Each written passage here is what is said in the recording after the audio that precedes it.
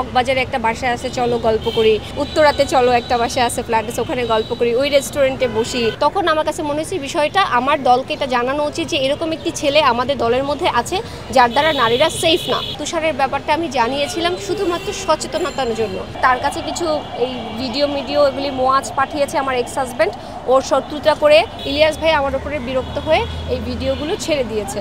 আমি এখন যে বলবো আমাকে ওভার দ্য টেলিফোন একজনের কটু কথা বলেছে, এটা নিয়ে আমি কি মামলা করব?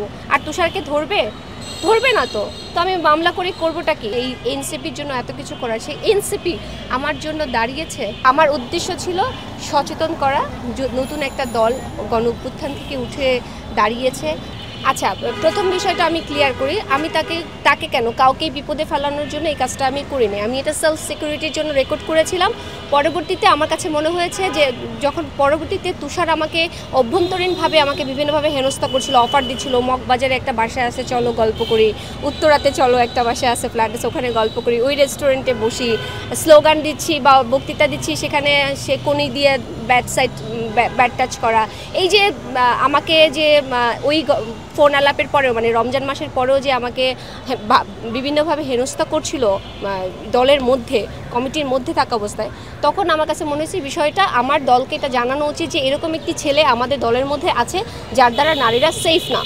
তখন আমি কি করেছি, এই বিষয়টা আমি প্রথমে জানাইছি হচ্ছে নাহিদকে, আমি জানাইছি সামান্তাকে, আমি জানাইছি হচ্ছে নিজাম শাহরিয়ারকে, হ্যাঁ মানবাধিকার কর্মীরা তো জানতো, রেজাল হক রনিকে জানিয়েছি, তো এরকম অনেককে জানিয়েছি, সাবি ভাইকে জানিয়েছি, ইলিয়াসকেও জানিয়েছিলাম। ইলিয়াসকে আপনি জিজ্ঞাসা করেন, ইলিয়াসও জানতো।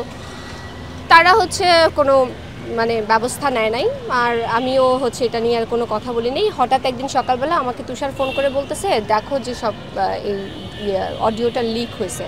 আর এই অডিওটা যে 47-এ যে অডিওটা লিক হয়, এটা সম্পর্কে আমি অবগত ছিলাম না, ট্রাস্ট মি, এটা আমি জানতাম না।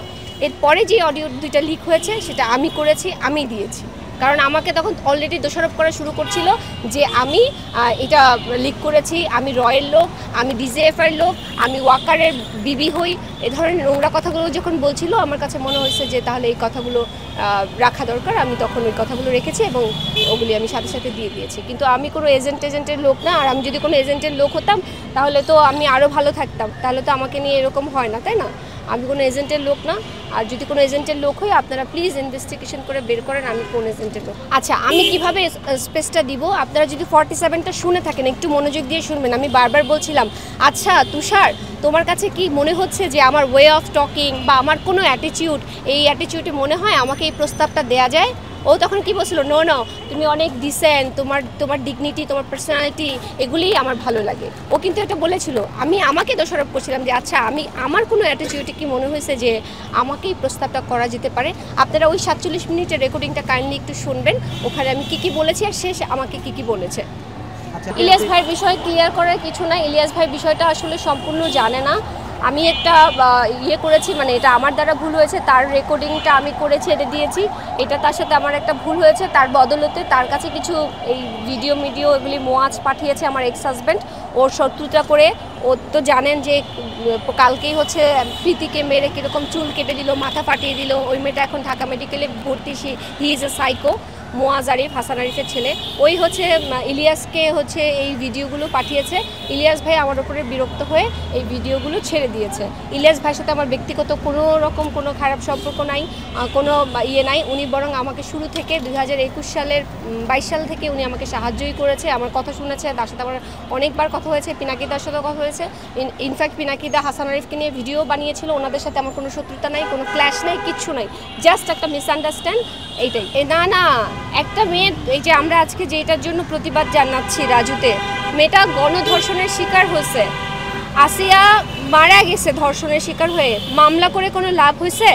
আমি এখন যে বলবো আমাকে ওভার দ্য টেলিফোন একজনের কটু কথা বলেছে, এটা নিয়ে আমি কি মামলা করব? আর তুষারকে ধরবে না তো আমি মামলা করে করবোটা কি? আমাদের আইন আদালত তো ওরকম শক্ত নাই ভাইয়া। আমি যে তুষারের এগেনস্টে কোনো মামলা করব বা কিছু করব, আইনি পদক্ষেপ নিব, লাভ কি হবে? আমার দল, আমি যেই দলের মধ্যে আছি, আমি যেই দলের জন্য এত কিছু করেছি, আপনারা জানেন। আমি 29শে ডিসেম্বর যেদিন 16ই ডিসেম্বর আমার বাচ্চা যেদিন কিডন্যাপ করে নিয়ে যায় হাসান আরিফ, তখন আমি এনসিপির 16 ডিসেম্বরের প্রোগ্রামে সেই দলের জন্য আমার বাচ্চা হারাইছি, সেই দলের জন্য আমি মাথা ফাটা নিয়ে, আপনারা দেখবেন আমি অ্যাক্সিডেন্ট করেছি, সেই মাথা ফাটা নিয়ে আমি আন্দোলন মিছিল মিটিংয়ে সমস্ত কিছুতে অর্গানাইজ করা, মানুষজন জড়ো করা, এই যে ছাত্রলীগের যে প্রোগ্রামগুলো হলো এই সবগুলো প্রোগ্রাম কাভার করা, এতগুলো মানুষকে আয়োজন করা, নিজের টাকা খরচ করে, নিজের আয়কৃত কষ্টের টাকা খরচ করে মানুষজনকে নিয়ে এই এনসিপির জন্য এত কিছু করা, সেই এনসিপি আমার জন্য দাঁড়িয়েছে, এখন পর্যন্ত একটা কথা বলেছে। আমি কি বলবো বলেন? আমাদের দেশে মানবতা নাই, আমাদের দেশে সত্যের কোনো ভাত নাই। সত্য বলবেন তাহলে আপনাকে ভিকটিম বানানো হবে, সত্য বলবেন আপনাকে অপরাধী বানানো হবে, সত্য বলবেন আপনাকে নিয়ে বুলিং করবে। সুতরাং আমার কাজ ছিল, আমার উদ্দেশ্য ছিল সচেতন করা।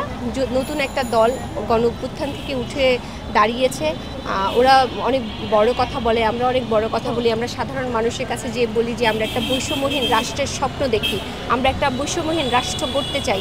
এই যে কথাগুলো বলি, এই কথাগুলোর মানটাকে আমি ধরে রাখার জন্য তুষারের ব্যাপারটা আমি জানিয়েছিলাম শুধুমাত্র সচেতনতার জন্য, শুধুমাত্র জানাতে চেয়েছিলাম যে এরকম একটা খারাপ ছেলে আমাদের দলে আছে যার দরুন নারীরা নিরাপদ না।